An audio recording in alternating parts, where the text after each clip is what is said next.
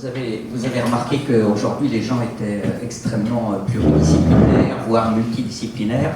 Alors, Michel a travaillé, on travaille beaucoup ensemble et elle a en particulier beaucoup collaboré au dictionnaire de la laïcité qui est paru donc, chez Armand Collin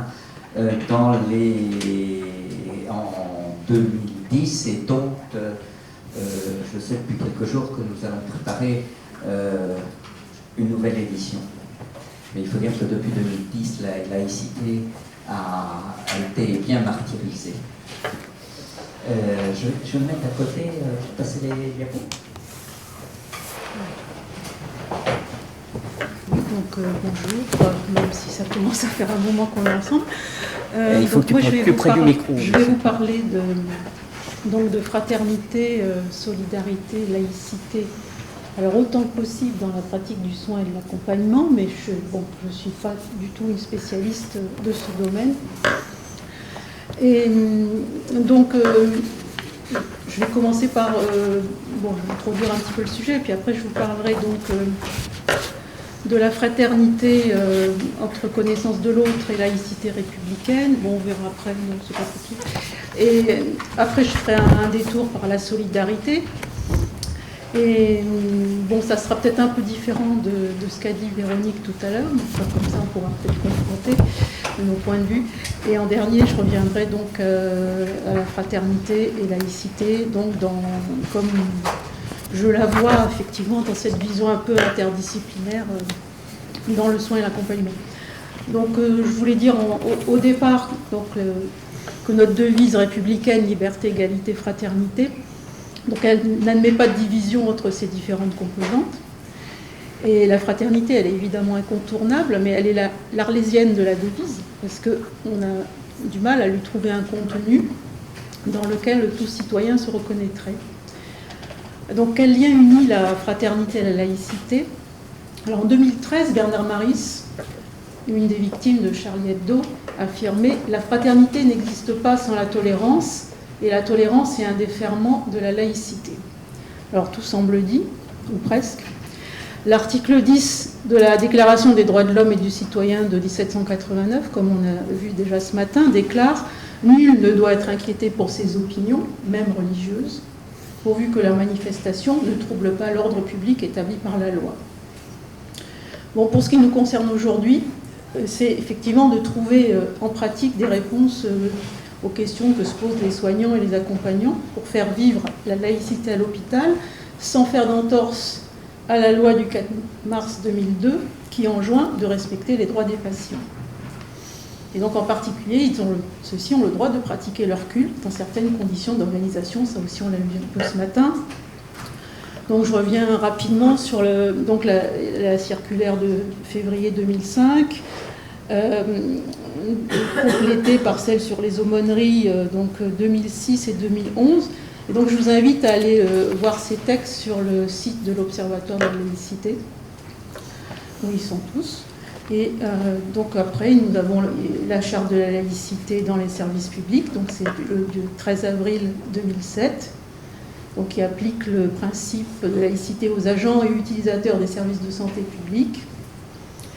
La charte de la personne hospitalisée, elle est assez concise, de 95, réactualisée en 2006.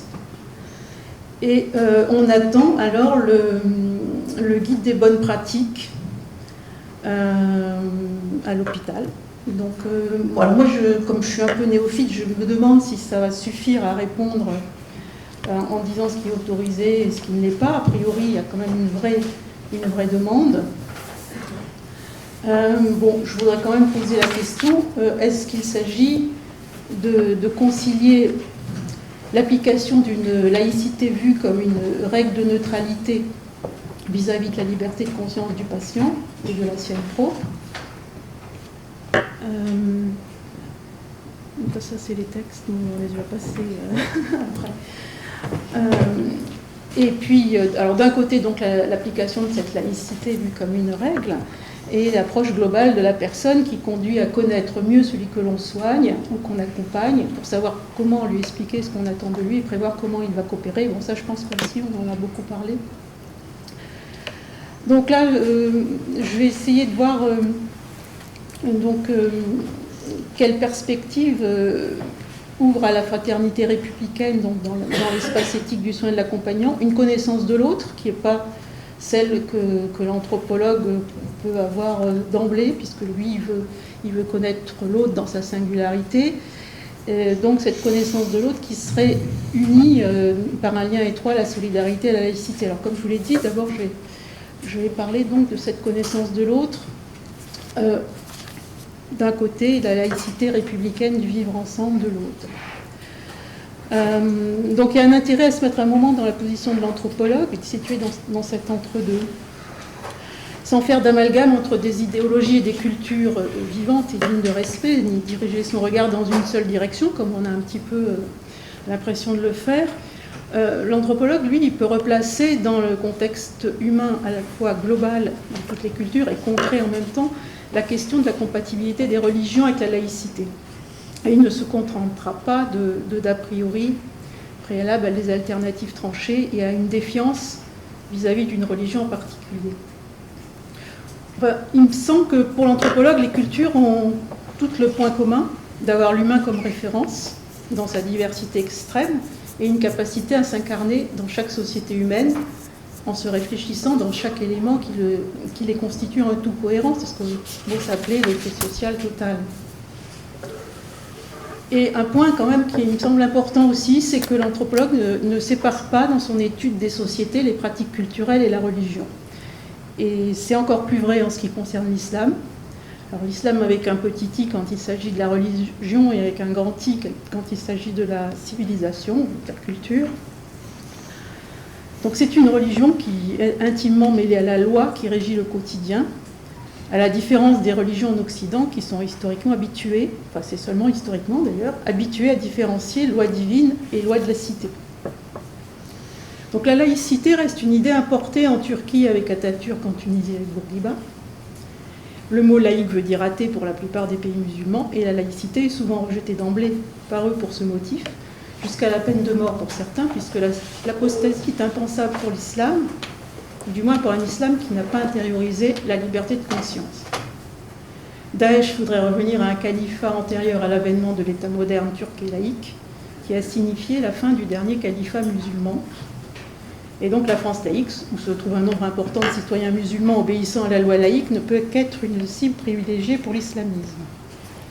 Bon, ça c'est un point qui a l'air assez noir, mais on peut voir les choses d'une autre façon. D'après l'avis d'un spécialiste de l'islam comme Thierry Zarkon, il faut envisager l'ensemble des formes d'un islam qui est diversifié, au-delà de nos préjugés, qui résultent des proximités géographiques et historiques. En France, nous voyons l'islam au travers de l'Afrique du Nord, arabo-berbère, quasi totalement musulmane, mais en majorité sunnite, qui a vécu une histoire coloniale difficile et où la laïcité a été très peu appliquée, ce qui explique aussi pas mal de choses. L'islam est diversifié en réalité à la fois dans ses rapports avec le politique, parce que en Turquie, nous avons une laïcité concordataire, des États sécularisés comme l'Indonésie, communautaire comme le Liban, donc des systèmes toujours très différents, et il est diversifié aussi dans sa conception de la religion, avec des nombreuses divisions religieuses.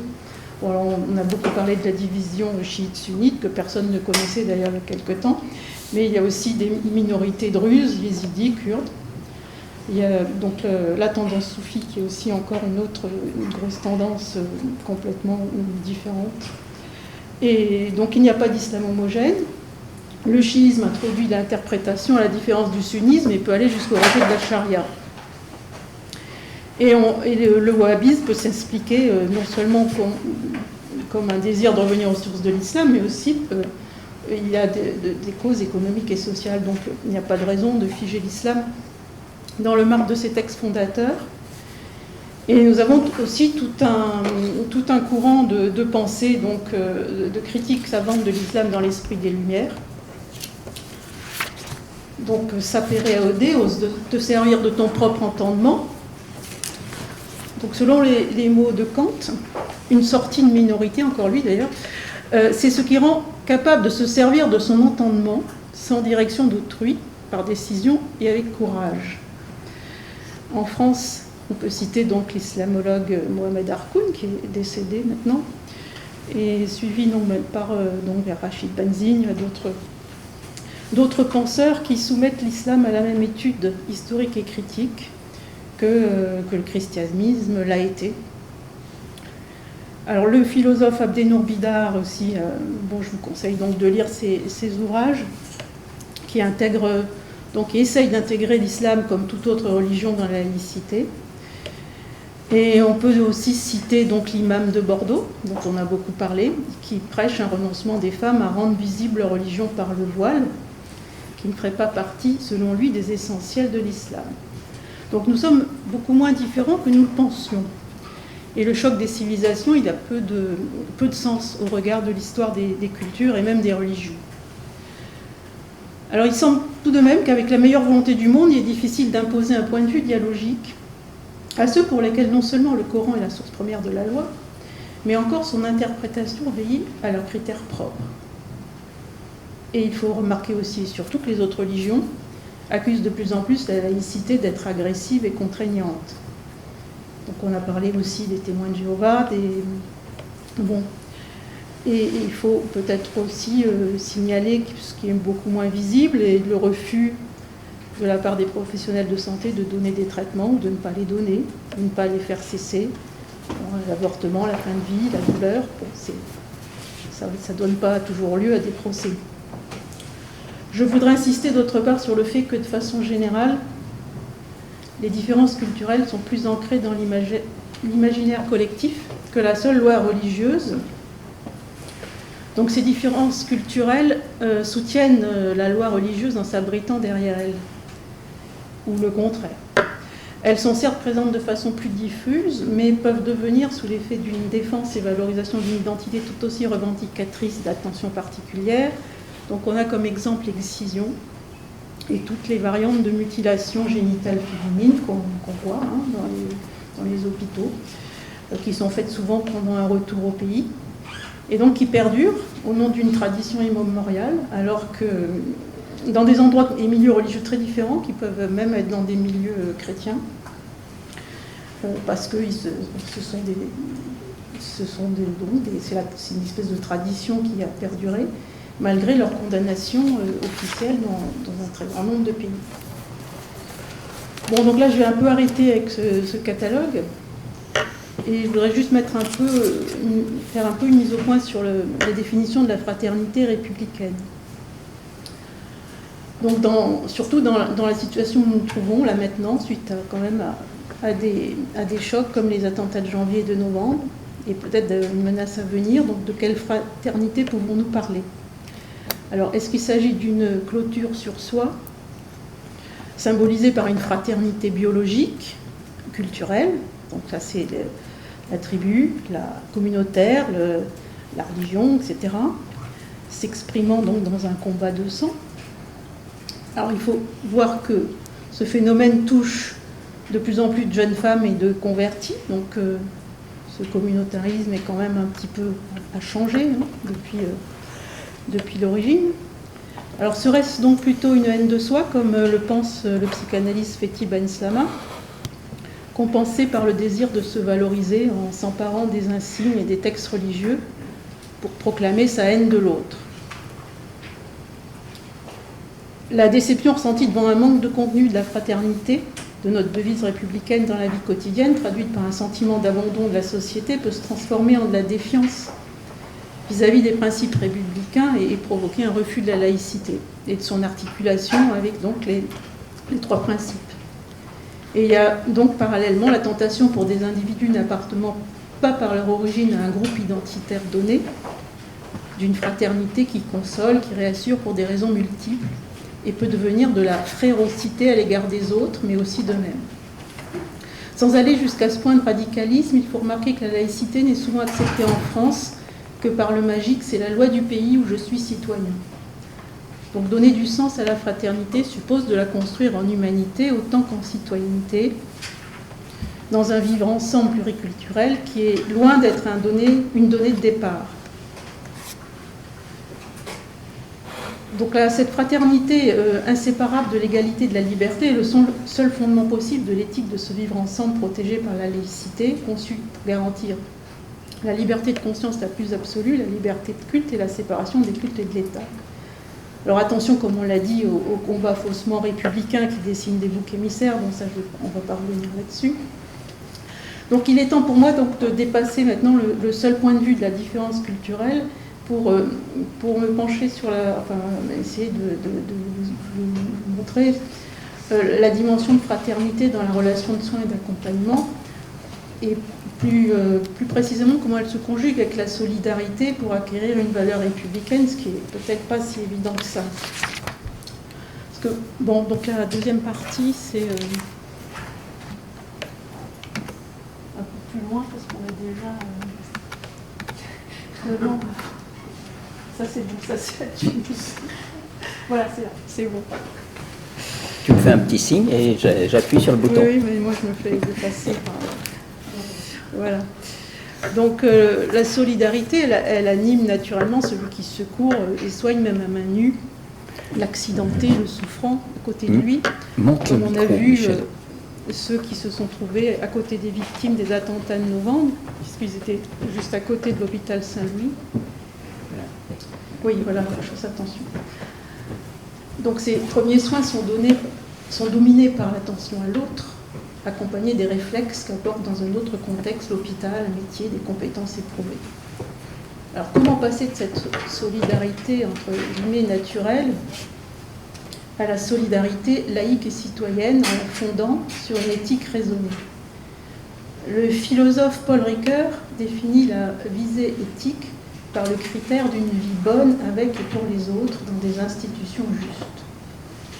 Selon lui, la raison pratique doit intervenir pour établir elle-même sa propre loi en toute autonomie, c'est encore des choses qu'on a vues, mais en considérant toujours la personne, l'autre, comme une fin en soi. Donc ça, la dernière partie de la phrase m'intéresse quand même particulièrement dans ce cadre. Et donc, je vais vous faire un détour par l'éthique de l'attention à l'autre, de la sollicitude. Enfin, je pense que vous devez savoir déjà beaucoup de choses là-dessus.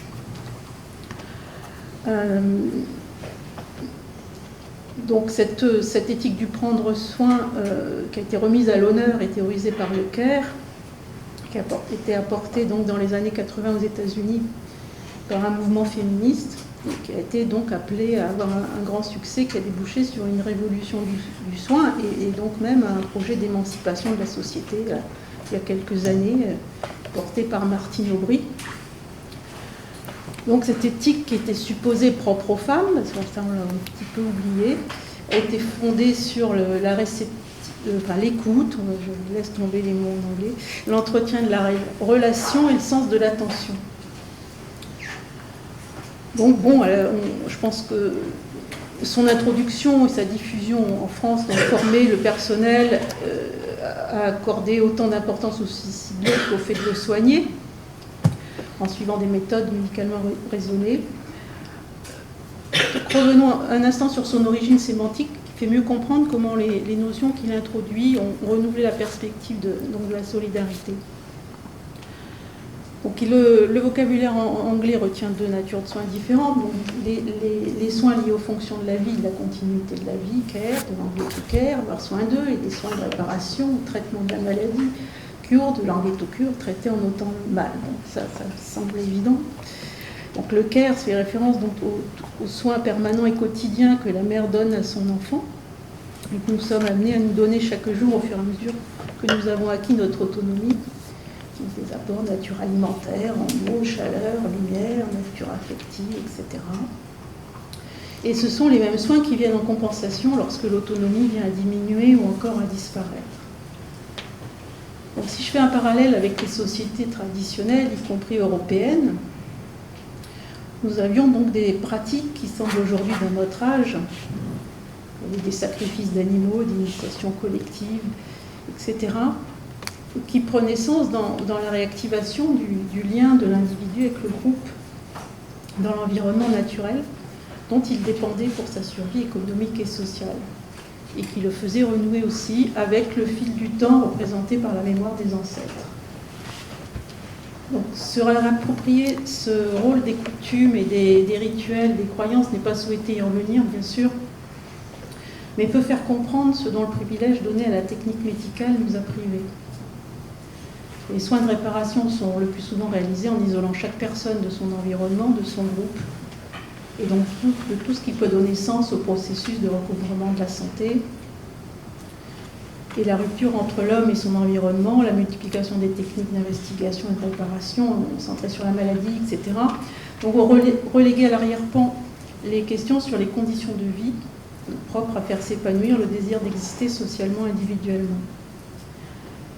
Donc, quels sont déjà les repères éthiques qui peuvent présider concrètement à l'organisation du processus de soins et d'accompagnement du patient? Donc cette éthique du premier soin, du prendre soin, englobe toutes les pratiques d'attention à l'autre, et donc elle implique l'égalité, le respect de l'autre, dans une approche pragmatique qui tient compte de sa singularité, de la situation d'interdépendance dans laquelle soignants, accompagnants et patients sont placés. Donc ça, ce qui est peut-être le plus important,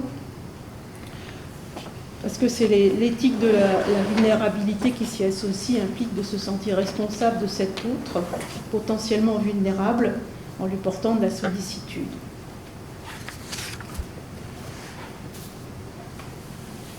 Bon, cette éthique est fondée sur une anthropologie de l'humain où le sujet dépendant a besoin des autres, ce qui déborde des injonctions à l'autonomie d'un individu idéal.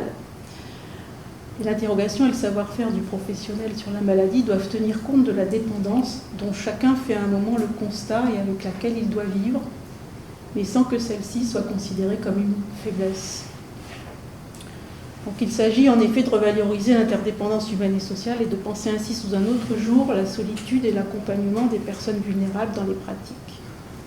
Alors comment on passe à la valeur républicaine de solidarité de l'acte de soin et comment se concrétise son sens pour le professionnel?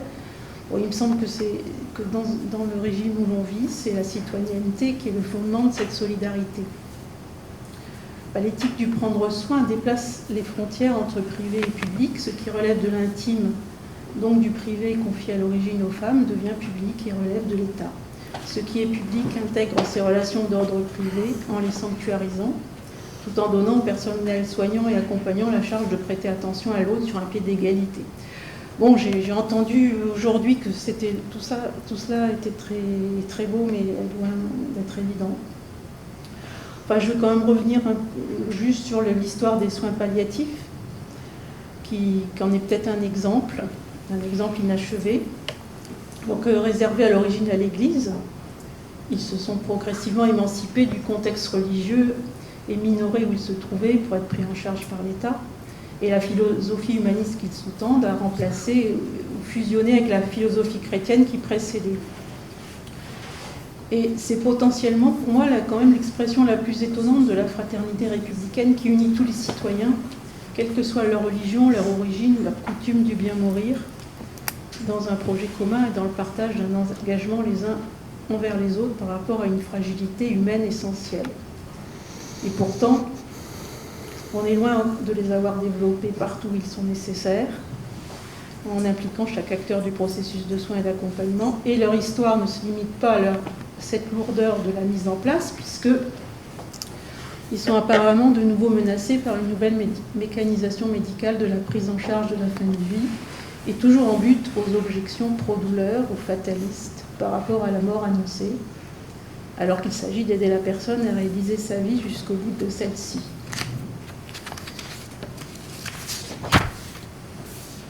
Bon, j'avais une citation d'Emmanuel Hirsch, voilà. Bon, il me semblait être approprié. Bon, le souci de l'autre, parce qu'il est humain et qu'il est mon proche social, n'est pas une offrande de bons sentiments, de compassion et de fausse générosité. Oui, je pense que c'est une rupture avec donc la philosophie chrétienne. C'est notre exposition au temps de l'histoire et notre devenir, c'est notre solitude et notre précarité. C'est notre refus de la fatalité parce que l'accomplissement possible de notre responsabilité. Donc dans une société désormais mise au défi du multiculturalisme, la solidarité doit être pensée à travers le fil de la laïcité. Mais ce fil, enfin devrait, et qui implique la reconnaissance de l'autre comme un être humain dans toutes les différences qui le constituent, comme sujet irréductible et indivisiblement comme citoyen.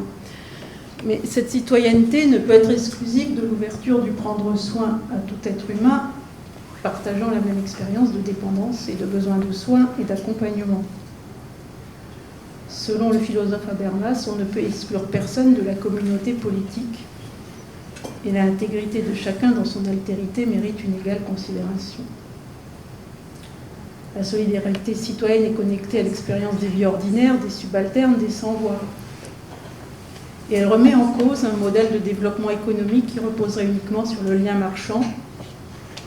L'échange, le don, encore bien présent dans la société informelle, exprime une solidarité entre ses membres sans appartenance confessionnelle ou culturelle, par exemple les dons d'organes. Donc quel rôle joue de façon plus concrète la laïcité dans cette relation de prendre soin, ainsi définie comme un lien de solidarité retrouvé entre l'individu et la collectivité? Donc c'est ce que je vous propose de voir la troisième partie. Voilà. Un tout petit peu plus fort, Michel. Oui. Donc suivant l'avis de certains, la laïcité ne fonctionnerait pas parce qu'elle est mal expliquée. Donc il y aurait un manque de boîte à outils capable de répondre à tous les cas de figure. Mais la laïcité a-t-elle besoin d'être expliquée au-delà de l'affirmation de ses principes fondamentaux? Oui, bon, on a ça aussi. Je crois que ça a été déjà évoqué ce matin. Je voudrais quand même souligner qu'au fondement de ce principe, ou de ces principes fondamentaux, il y a d'abord des droits fondamentaux. Et par-dessus tout, le soignant ne demande pas en France la race et la religion de celui qu'il a en face de lui, à la différence d'autres pays, comme les États-Unis. Donc la laïcité ne s'occupe d'aucune religion et donc ne s'oppose à aucune. Elle se contente d'organiser leur coexistence dans l'espace public. Alors ce n'est pas simple et peut-être faut-il admettre cette complexité. Donc, nous sommes dans un espace public particulier puisqu'il est le lieu de l'intime, celui du patient. Les exigences de neutralité s'y imposent aux deux parties également dans l'intérêt du soin et de l'accompagnement eux-mêmes. Donc, si le soignant ou l'accompagnant doit respecter l'intimité du patient en restant neutre dans son apparence et son comportement, le patient doit aussi se plier au cadre laïque qui lui garantit un soin apaisé de toutes les contraintes religieuses. Donc c'est pour cela qu'il faut qu'il renonce à tout ce qui gênerait le bon fonctionnement du service, de refus d'un médecin, etc., d'un examen vital, même si ça lui paraît un élément essentiel de sa propre culture ou religion. Donc c'est effectivement un renoncement de sa part, et pas une conciliation. Celui qui vient à l'hôpital entend profiter intégralement de la laïcité, puisqu'elle est effectivement accueil de l'autre dans toute sa différence. Et il lui arrive de demander de le tolérer dans toutes ses exigences culturelles et religieuses. Alors c'est possible quand il s'agit de lui permettre de respecter ses pratiques culturelles. Alors le recours à un aumônier de sa confession, un rituel funéraire dans un local permettant le recueillement. Alors ça, vous verrez aussi dans les textes, si vous revenez à la circulaire donc, de 2005 et les textes sur les aumôneries, c'est aussi assez intéressant. Parce qu'en finalement, on voit qu'il y a beaucoup de droits effectivement possibles, mais peut-être qu'il n'est pas possible de les organiser dans l'organisation du service tel qu'elle est, et par ailleurs, par rapport à la tranquillité des autres patients. Et le troisième élément, c'est effectivement quand il s'oppose aux droits fondamentaux de la démocratie, notamment l'égalité homme-femme et même l'égalité tout court. Donc la laïcité s'appuie sur chaque élément de la devise qui unit les citoyens français en le nourrissant à son tour. Donc la liberté de conscience, liberté de culte, ça on l'a déjà vu. Et l'égalité, je pense que c'est quand même aussi important, puisque si on revient sur l'organisation des repas en collectivité, c'est difficile de privilégier une religion plutôt qu'une autre, puisque la laïcité n'en connaît pas une davantage plutôt qu'une autre. Donc, quand on fait un repas spécial pour l'un, on doit faire un repas spécial aussi pour les autres, et c'est pas toujours possible. Et c'est un peu pareil, il me semble, pour la question du voile, même si c'est pas le seul, c'est le seul enjeu. Affirmer sa religion en face des autres et pas seulement du patient, est-ce que c'est pas exclure les autres religions? Bon, liberté, égalité, fraternité sont de plus interdépendantes, car au nom de notre fraternité humaine et citoyenne, il relève de notre engagement de ne pas abandonner la question de l'autonomie des personnes de différentes communautés ou à une seule. Et la laïcité est inséparable d'une éthique, celle du respect de l'autre, quelle que soit sa culture ou sa religion, grâce à la suspension de notre jugement sur ces points. Donc c'est là où on peut rentrer dans le caractère intime de la relation de soins et d'accompagnement, qui peut renvoyer le soignant ou l'accompagnant à sa propre intimité. Pour se protéger d'une intrusion potentielle, il risque de voir par exemple en la femme qui consulte une femme d'une autre culture ou religion caractérisée à son avis par un manque de liberté, sa soumission au mari, ses préjugés archaïques, au lieu de voir la femme qui souffre et qui ne sait pas dire ni sa souffrance, ni ses désirs profonds parce qu'elle n'a pas les mots, derrière quelques phrases toutes faites qui sont loin d'être définitives. Et il peut lui prêter des désirs fantasmés par ses propres projections, comme le fait de ne pas vouloir se dévoiler a priori, ou de ne pas supporter d'être examiné par un soignant masculin, ou de ne pas supporter la présence du mari européen dans la chambre, ou il peut aussi vouloir concilier l'inconciliable, une soignante qui est mise en perfusion par ses collègues pour supporter un ramadan difficile, ça m'a été raconté. Mais voilà. La laïcité est aussi respect du lien qu'elle établit entre soignants ou accompagnants et soignés et qui les unit en profondeur au nom de leur commune humanité. Donc je ne pense pas que la laïcité soit un obstacle à la fraternité au cœur de cette relation d'égal à égal entre deux humains, au-delà de tout différentialisme culturel, sectaire et raciste. Elle rend au contraire possible ce qu'on pourrait appeler l'intelligence du cœur, et il s'agit ainsi de protéger de façon générale toutes les personnes vulnérables, personnes en situation de handicap, enfants, personnes âgées, patients dépourvus de conscience ou de jugement, personnes sous influence, et en particulier du danger que représente de ce point de vue le tiers, le mari ou le parent qui dicte sa volonté en lieu et place de la sienne au personnel hospitalier. Et si la présence d'un tiers médiateur s'avère nécessaire, comme par exemple un représentant du culte du patient, et il s'avère qu'il a un rôle dans l'équipe médicale, souvent, ce dernier devra être formé lui aussi à la laïcité pour ne pas accroître les tensions existantes. Bon, selon Saïda Douki de Dieu, il existe peu d'aumôniers musulmans qualifiés, non simplement autoproclamés. Bon, c'est peut-être à vérifier, je ne sais pas. Revendiquer les droits des personnes vulnérables au sein même du prendre soin dans un cadre laïque rejoint donc un humanisme fondé sur l'écoute et non la répression. Alors un dernier point important, c'est que la formation des soignants et accompagnants à une écoute empathique doit intégrer l'apprentissage de la mesure de la bonne distance nécessaire pour garder en ligne de mire ce respect de la dignité de l'autre et la sienne propre. Et au-delà de l'histoire du malade, de sa volonté exprimée, on pourrait peut-être voir que l'enjeu est la transmission par le partage des valeurs républicaines du soin, d'une éducation à ces valeurs, de leur intégration dans la culture des patients, ce qui ne veut pas dire une renonciation à la leur. Alors je voulais juste rappeler la leçon donnée par l'ethnologue Germaine Thinon, qui a été placée par la vie dans des conditions d'études bien différentes. De son terrain d'études, alors dans les années 1930, dans l'Ouest rural en Algérie, au camp de Ravensbrück, où elle était internée et où elle a composé une opérette, là, le Ver le ver Fugbar aux enfers, elle a eu la même attention à l'humain plus près du réel quotidien, le même engagement solitaire dans le partage de savoir avec ses compagnons algériens ou ses compagnes involontaires de déportation, le même humour distancié qui préserve la dignité de chacun et l'idéal humaniste commun à tous, la même humilité. Si l'on ne se connaît pas soi-même, on ne connaîtra jamais personne. Je crois qu'on en a parlé aussi. La laïcité et la culture de la distance, dit Henri Pénaruis, auteur du dictionnaire amoureux de la laïcité. Il n'est certes pas indispensable dans le cadre de la laïcité de connaître tout de la religion et de la culture du patient pour prendre soin de celui-ci dans le respect de celle-là.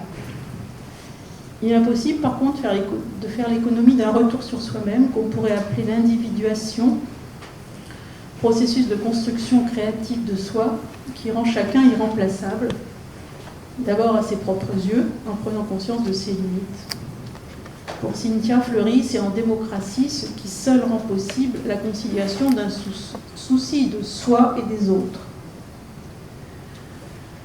En définitive, il s'agit d'instaurer et de construire une relation entre soignant ou accompagnant et patient d'où tout pouvoir est évacué, qu'il soit religieux, culturel, politique, économique, scientifique. Un espace apaisé, libéré du poids de l'actualité extérieure, des émotions qu'elle suscite, peur, humiliation. Dans ce cadre de la préservation de l'intimité dans la relation du prendre soin, la laïcité prend toute son importance, tout son sens, et ouvre d'autres perspectives encore à la pratique de la fraternité. Elle protège en particulier le secret dans une relation d'engagement. Ça, je pense qu'Emmanuel Hirsch en a pas mal parlé dans ses ouvrages. Une relation qui lie cœur à cœur des personnes en charge d'une vérité partagée, qui rejoint le désir de respect du patient, et sans doute aussi des confrontations de savoir, des échanges de savoir, qui remettraient en cause la symétrie de la relation et la suprématie des savoirs médicaux et paramédicaux, et qui viendraient remplir un vide laissé par le tout au trop médical, où le patient se réassure, se conforte, mais aussi où le soignant et l'accompagnant retrouvent un sens à leur pratique. Donc en conclusion, je voudrais souligner la triple dimension dynamique de la fraternité, et unie à la laïcité. Donc la dimension intersubjective, l'homme ne se reconnaît que dans sa relation aux autres. La dimension du temps, qui n'est pas une pente inéluctable menant à une catastrophe, une dégradation des conditions de vie ou un conflit répétitif entre des religions ou des civilisations, mais qui est désir de perfectionnement de notre relation à l'autre. Et une dimension collective, nous ne pourrons être dignes demain qu'ensemble et dans la recréation perpétuelle de cette dignité. C'est encore Emmanuel Hirsch. Or, la motivation d'une action de progrès naît au contact de notre expérience de la réalité. Nos expériences, notre sagesse pratique selon le cœur, comptent beaucoup pour faire évoluer l'application de notre devise liberté, égalité, fraternité. Et enfin, pour me faire plaisir, la belle définition de l'éthique de Robert Mishrahi.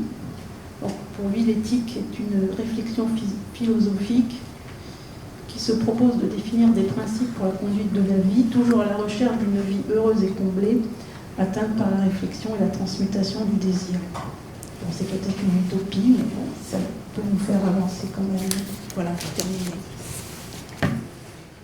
Merci Michel de ce texte